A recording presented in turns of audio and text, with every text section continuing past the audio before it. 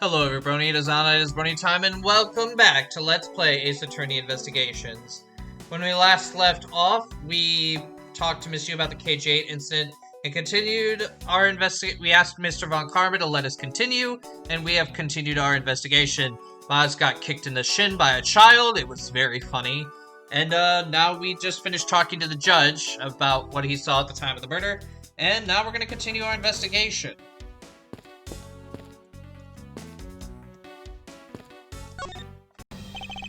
Detective Bad, I have something I wish to inquire about. Hey, how about doing some actual work, you? I wish to inquire into Detective Gumshoe's movements during the recess. You're getting in the way of the investigation. I have an order from Mr. Von Karma himself. Plus, I still hold investigative authority. So I hear you were the one who called for Detective Gumshoe to come down here. Faraday. That guy was just accused, you know. I just knew something was gonna happen. My detective's instinct told me. A lot of good it did you. You couldn't even protect one lone prosecutor with it. Hold it! Francesca, I think you need to apologize. I'm sorry. I'm terribly sorry, Detective Bad. Please continue. I used the phone on the first floor. Called the precinct. I told them to send somebody over, and that detective's the one that showed up. And only upon his arrival did you set Detective Gumshoe to stand guard, Detective Bad? Yeah, I waited for him on the first floor. After he got here, we came up to these defendant lobbies together. As we entered this hallway, we ran into you. She told us that Faraday was really mad, and that he dragged Rel off to lobby number 2 to have a word or something. And that Faraday had said not to let anyone interrupt them. So what choice did I have? All I could do was tell the big lug to stand guard outside. And around what time did all that take place? Let's see. I think it was about 30 minutes before I heard the gunshot. After giving the big lug his assignment, he never left the hallway, not once. Oh, and how can you make such a claim? One of the guards out in this floor's main lobby swore to me he did. The detective never left the hallway, then where did he disappear off to? That's simple. He must have gone into lobby number 2, just as I suspected. You and I, we were in lobby number 1 next door. The only one without an alibi is Gumshoe. It seems that I am still missing some key pieces of information. Detective Bad, you also heard the gunshot, did you not? Yeah. I heard it when I was in defendant lobby number 1.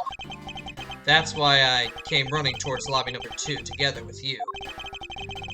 How much time elapsed between you hearing the gunshots and your arrival on the scene? Less than a minute. What were your movements upon hearing the gunshot? I grabbed the big lug who was just walking around in the hall and raced into lobby number 2. That's when we discovered the bodies. In that order. That makes you the discoverer of the crime scene, right? Yeah, I guess it does. Yes. I'm about to become a prosecutor very soon. You will treat me with the dignity I deserve or else. You wave that thing around anymore, and I'll have you arrested for obstruction, little miss. You would dare! Just joking. Detective Bad is really something if he can make Francesca behave. Are we about done? Is there anything else I should ask him about? I'd like for you to tell me the exact time you heard the gunshot. It was around the end of the recess, and the trial was about to start again. I think. He was supposed to make time for himself to transfer the evidence he was holding. I got the sense he wasn't going to show for the handoff. So I figured I should go get him, or he'd be late. And just as I thought, bang! The sound of a gunshot hit my eardrums. So you heard the gunshot right before the trial was about to restart, huh? Are we done here? I don't have any time to waste. Oh, come on. All you're doing is standing in front of this door doing nothing.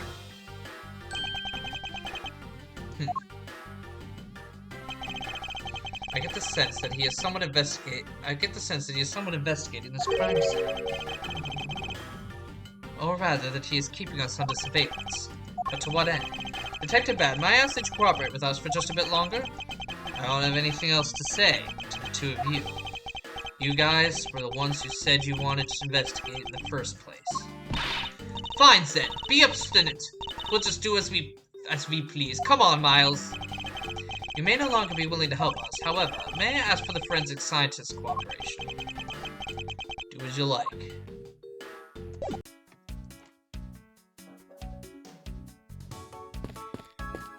The vending machine. Doesn't look like there's anything contradictory left in this area. Suppose not. Perhaps I should check somewhere else. Okay, maybe it's this one we're supposed to check. Yeah, it's this one.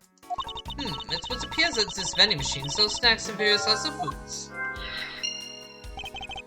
Just lovely. What will they think of next? Don't be a jerk in a court like these, beef jerks. 1 packet for $9. Defendant's fresh milk.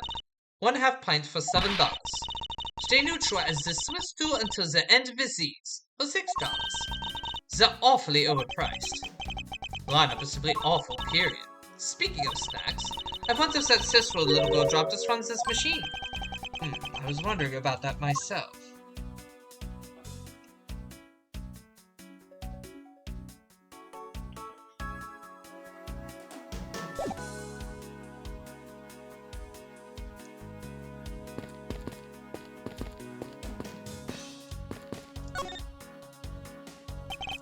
I want to inspect every suspicious looking nook and cranny.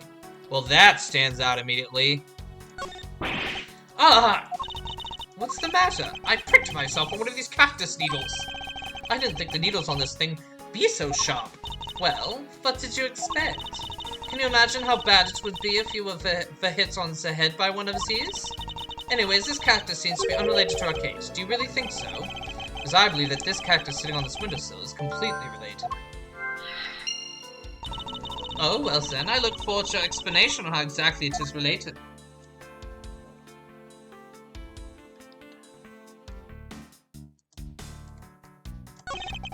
The ants are hard at work carrying their food home. It's a marvel they can pick up such comparatively large objects to their size. Well, if you want to carry the mighty Von Karma name and not be squished under it, you better work extra hard, just like these ants. The same goes for you, Francesca.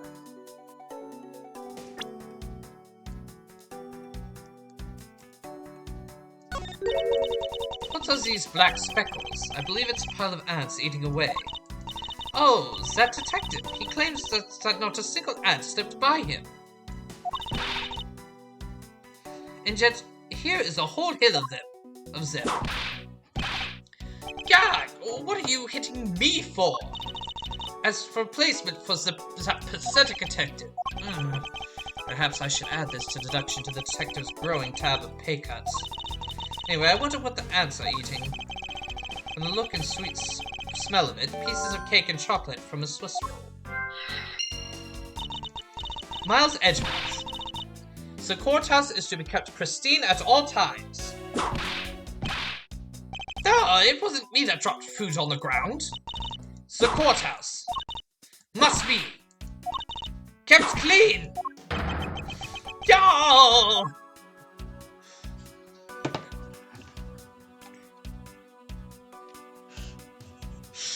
Okay, well, let's take a look at this hand.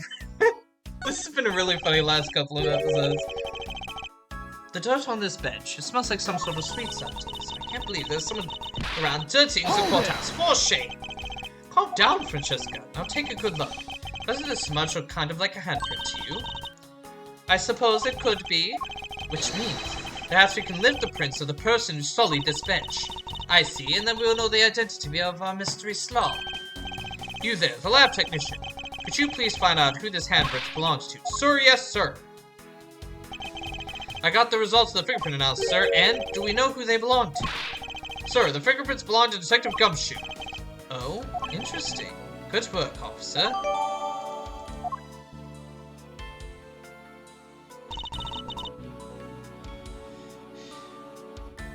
And there you have it? Yes, I suppose so. Now we know the identity of the person who dirtied the bench. Since that you and I will be using this information in very different ways.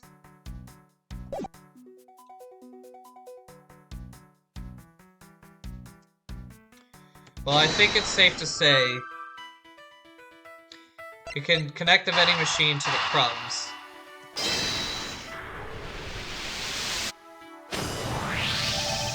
These bits of chocolate and cake, could they not have come from this Swiss roll? A Swiss roll? 5-Winter Courthouse says such a thing like that. It may not seem like the right venue, however it is being sold right over there. The vending machine? Ah, I see. Stay neutral as the Swiss do until the end this these. 2 for $6. Talk about expensive. Even the fact that it's on the expensive side aside, the fact that cake crumbs and chocolate bits were found in this hallway suggests that they came from a Swiss roll that was purchased from this machine.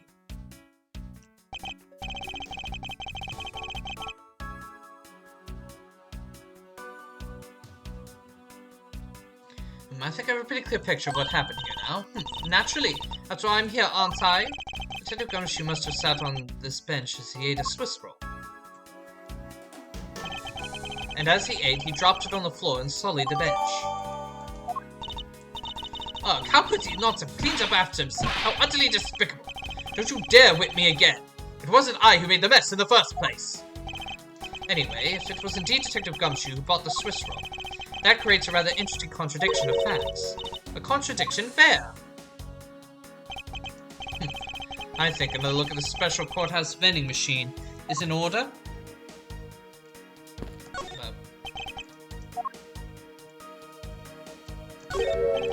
What is this? It's a pink-colored piece of trash made of rubber.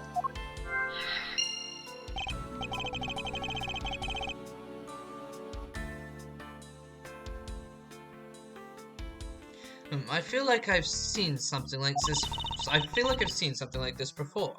Well, all I see is a piece of garbage. But you know, the fact that there is a litter runner loose inside this courthouse, it's simply unforgivable. Ah! It's not like it was I who littered. Rubbish belongs in the rubbish bin. Ah! Oh my god. He just keeps getting an ass kicked. Anyway, let's examine this first total inspection. Every suspicious looking nook and cranny.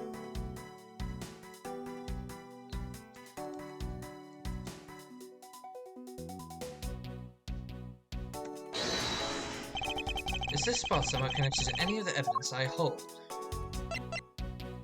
It's the envelope, because Gumshoe said he only got $5. About Detective Gumshoe's finances, he said that until this morning, he didn't have even a single penny on his personage. Just how poor is that guy? If his bonus really was only $5, then he should not have been able to purchase a pack of Swiss rolls. However, facts being as they are, we found cake crumbs on the floor. Meaning Scruffy must have bought a pack somehow. Indeed. That detective should not have been able to purchase a pack, and yet he did. The question is, how?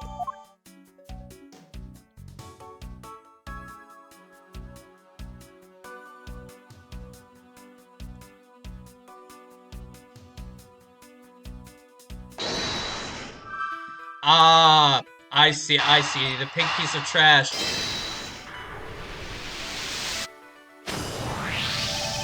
This pink rubbery substance. I saw this in a different form earlier today. I believe this is a piece of a popped balloon. I suppose that's possible. The balloon probably... I cannot do her voice for some reason. The balloon probably got a little too close to our friend, the windowsill cactus. That would be the logical conclusion, yes.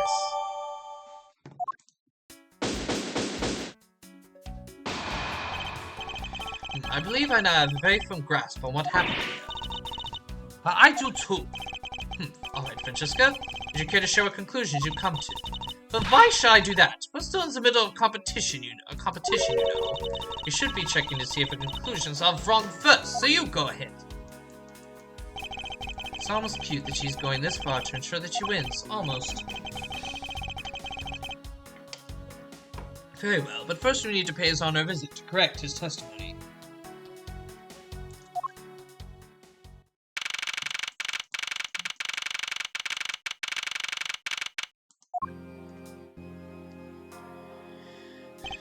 Your Honor, if I may, I'd like to test your witness testimony to see how it stands up. Do you doubt me? Am I your new suspect? In a sense, I suppose you could say that even you, a judge, are nothing but a common witness before Von Karman. Silence in the courtroom. Silence, I say. Mr. New Prosecutor recommended by Von Karman as Mr. Dean Prosecutor for conversation. Ah! You bit your tongue again, didn't you? Ahem. As a defender of the law, I could never give false testimony. You can't even place me under oath if you won't. Very well then, your testimony if you please.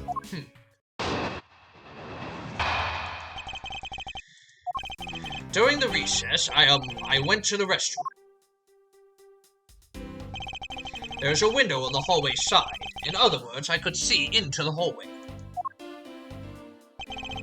As I entered, I saw the detective buying something from the vending machines. But when I was about to exit the restroom, he had completely disappeared. A detective that goes missing while on duty. That sounds mighty suspicious to me! Your Honor, can you please try to remain calm? Oh. I'm so used to simply listening to testimonies that I got caught up in the excitement. I'm sorry, Your Honor, but I'm afraid I'm going to have to spoil your fun now.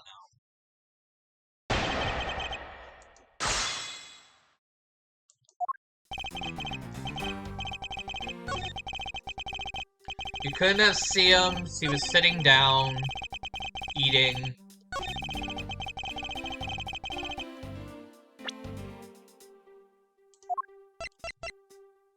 Objection!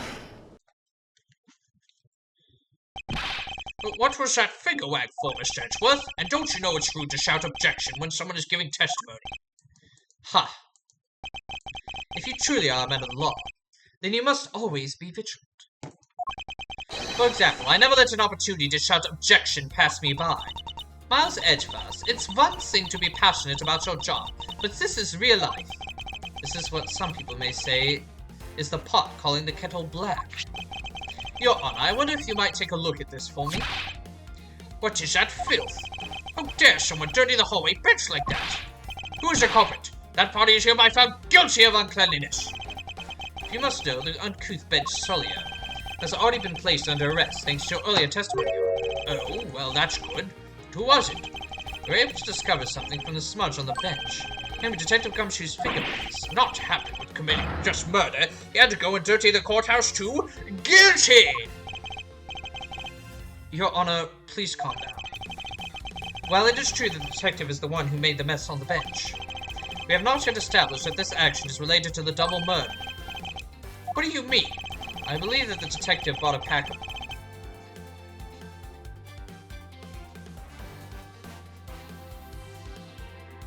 Sorry, I just poked myself with something. I believe the detective bought a pack of Swiss rolls from the vending machine, and then promptly sat down on the bench to eat one.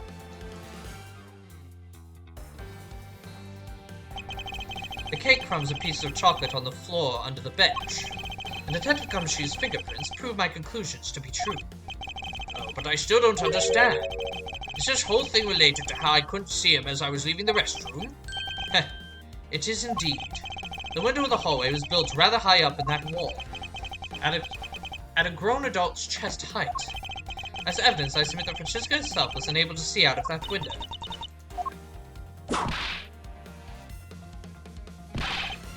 Oh! I knew I couldn't have used her height as an evidence. Basically, what this means is that the area directly under the hallway window is a blind spot when the hallway is being viewed from the men's restroom. Then, it seems that you have made the connection. If someone were to sit on the bench under the window, yes, even someone as large as Detective Gumshoe would effectively disappear from sight.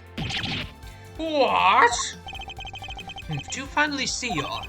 Your testimony has just proven that Detective Gumshoe was in the hallway the entire time. I'm sorry. I didn't mean to say it with that much enthusiasm. All I want to do was try saying it once. Here, let me try that again.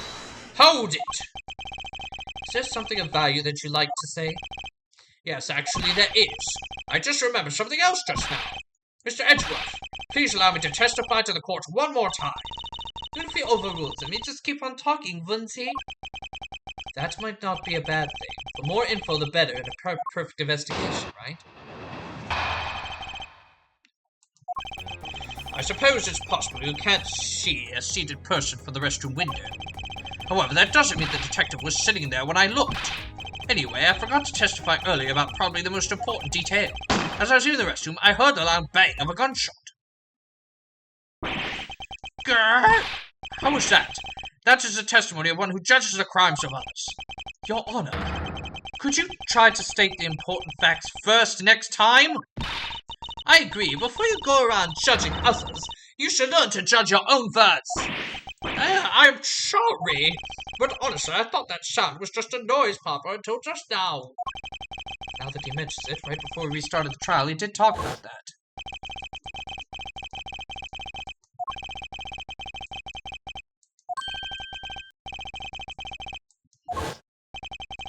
The most critical point in this argument is when did the judge look into the hallway, and whether that lines up with when the gun was actually fired. Your Honor, if I may, I'd like to clarify a few details in your testimony.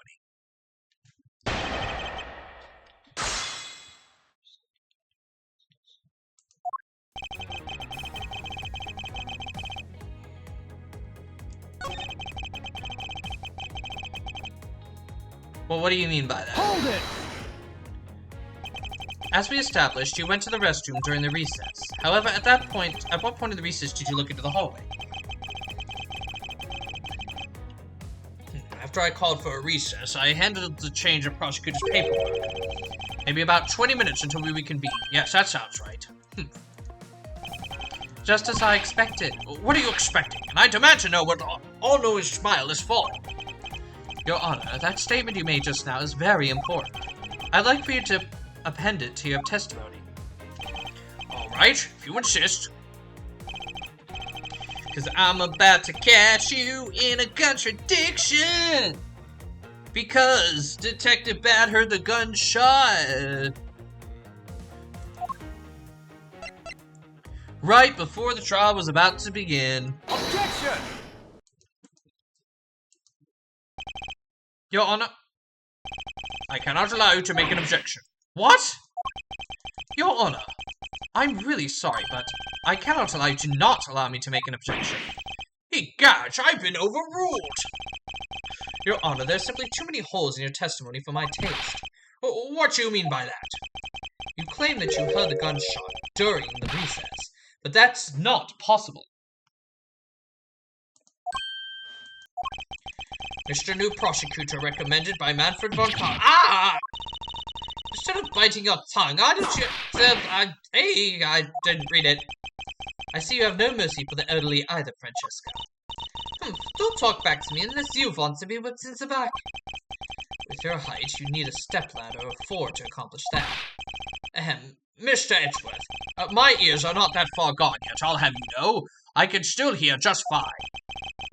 And I heard the sound of a gunshot loud and clear with my own 2 ears. Huh. Your Honor, I have here an interesting bit of testimony. It's from Detective Bad. And according to him, he heard the gunshot right before the trial was about to start again. What did you just say? Your Honor, you just said that you heard the gunshot about 20 minutes before we were to reconvene. How do you explain this glaring contradiction? That can't be! Unfortunately, that is the truth. But I heard it clear as day. Bang! The loud sound of a gunshot! The sound of a gunshot. Keep returning to this point of contention. That piece of evidence. I always did wonder why I found it where I did. However, now I understand what the gunshot the judge heard really was. Unfortunately, Your Honor, this is what really produced the gunshot you heard. It's the balloon. Take that! I found this object in the hallway earlier. But what is that pink substance? It may not look it, but this is actually a piece of balloon. I see. I suppose you would like me to accept that pink balloon into the court record? Your Honor, I present this piece of evidence in order to overrule your testimony. But what? Your Honor, your argument goes as follows. You saw no one in the hallway when you heard the gunshot. Now, there is no guarantee the detective was sitting on the bench at that time. The Therefore, you believe he must have been at the crime scene, defendant lobby number 2. Am I correct? Yes, that's exactly right. Let me ask you something. Do you think the gunshot you heard was produced by a real gun? I think I've said enough that even you can figure out the rest on your own. Your Honor, you were fooled by the popping of this balloon into thinking it was a gunshot. What manner of trickery is this? That was a good effort. That was a good effort you put forth, Miles Edgeworth. But if it was me, I would have wrapped this thing up before the judge even testified. Care to elaborate on how one ends something before it even begins? Well, to be honest, I did think that the sound was a bit off from a real gunshot sound. But who could have guessed that someone would pop a balloon in a place like this? That's true. One doesn't usually think balloons in conjunction with the courthouse. It's the little girl.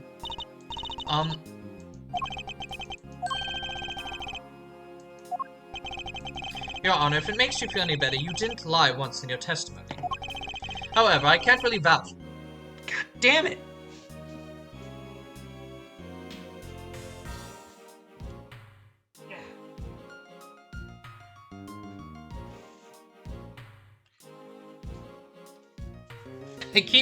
There is a toothpick in the carpet. However, I can't really vouch for its accuracy. Who knew that giving testimony could be such a difficult thing to do? What have I done? I owe Detective Gumshoe a very, very big apology. I'll see to it myself that he is released. Wait. There are still a few things I have yet to resolve about what happened in the hallway.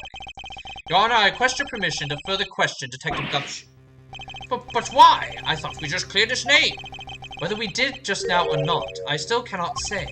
The only thing I can do for now is to continue in my quest for the perfect explanation. And to that end, I must resolve the remaining issues pertaining to the events that occurred in the hallway. Very well. Bailiff, please bring Detective Gumshoe into the courtroom to fulfill my mission and find the perfect explanation to this case.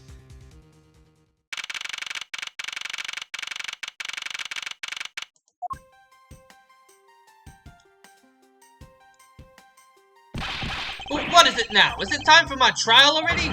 I've already told you a gazillion times, pal, I didn't do it. I'll be the judge of that, Detective Gumshoe. No, you false. I'll be the judge of that.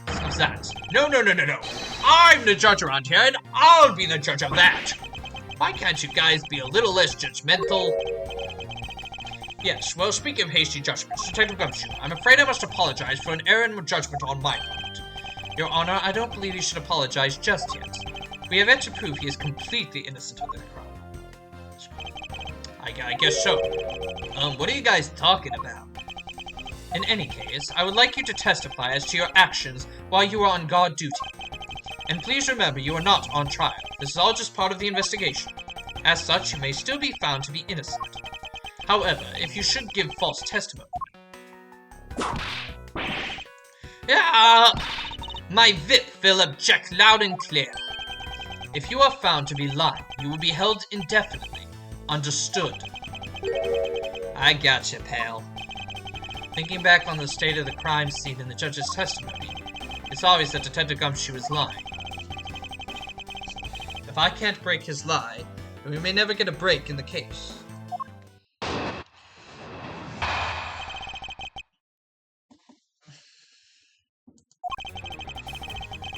Oh, I went a little bit too fast. We will, look into his, testimony next time on Ace Attorney Investigations. So here we are. We knew he wasn't going to be innocent, but we haven't completed completely. But we have found some new evidence that'll probably eventually lead us to where we need to go. But once again, it's the final 2 cases of the game. They're usually, pretty heavy. So... thank you all for watching. Please like, comment, and subscribe to Bonnie Time for more content, especially more Ace Attorney Investigations. Also, please make sure to share this video far and wide so we can get as many eyes on the series as possible. I will see you next time.